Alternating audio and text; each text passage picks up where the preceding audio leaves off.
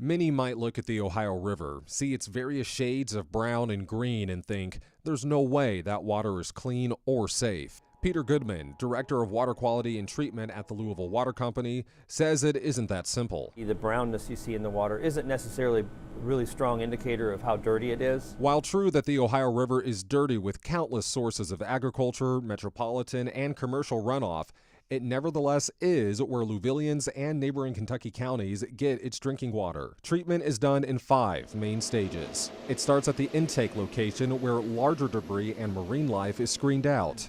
The process is important to think about as in what are the barriers we put in between that river and what it looks like at any moment and when it comes to you in a glass. And so that's about settling it out, getting the things out, disinfecting it. That water then gets pumped to a reservoir and any of the coarser sediment falls out in the reservoir.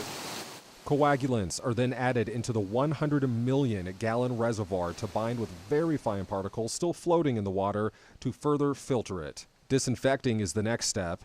That starts with precise levels of chlorine to remove microbials, bacteria, viruses, and other contaminants. Ammonia is added in another tank to form chloramine, a stable disinfectant to ensure the water stays clean as it travels through the system. Corrosion control is also factored in to limit the chance of contamination from unknown lead pipes. So how much treatment we have to do depends on the conditions in the river. Dozens of scientists monitor and test the water hundreds of times a day to catch even the slightest discrepancy in cleanliness, even taste. That 100 million gallon reservoir over there gives us a lot of flexibility. It's not going out of the distribution system for almost a day. And that temporal footprint allows us a lot of flexibility on making sure we're putting the right treatment in place to ensure the highest water quality we can provide. All states that border the Ohio River are part of the Ohio River Valley Sanitation Commission.